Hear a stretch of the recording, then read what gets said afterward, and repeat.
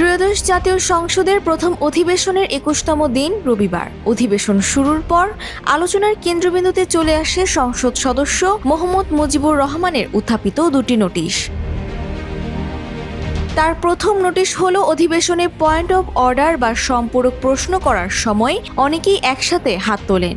স্পিকারের পক্ষে সবার সিরিয়াল মনে রাখা কঠিন, তাই সামনের টেবিলে দায়িত্বরত স্টাফরা যদি সিরিয়াল লিখে স্পিকারকে সহায়তা করেন তবে সদস্যদের অধিকার সুপ্রতিষ্ঠিত হবে।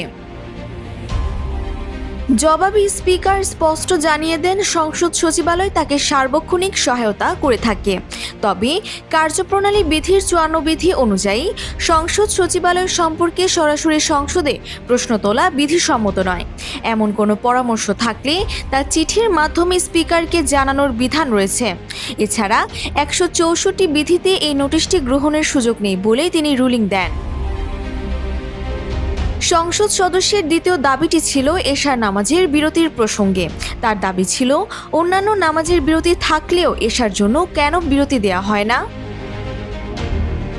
এই বিষয়ে স্পিকার সংসদের দীর্ঘদিনের রেওয়াজ এবং ঐতিহ্যের কথা স্মরণ করিয়ে দেন। তিনি জানান, সংসদ চলাকালীন কেবল আসর ও মাগরিবের বিরতির নিয়ম রয়েছে।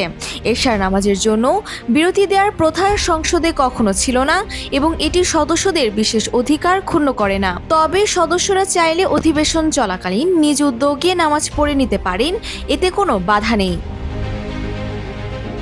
সংসদীয় রীতিনীতি এবং কার্যপ্রণালী বিধি বজায় রাখতে স্পিকার এই কঠোর অবস্থান নিয়েছেন বলে মনে করছেন সংশ্লিষ্ট সকলে। Desk report, Bangladesh bulletin.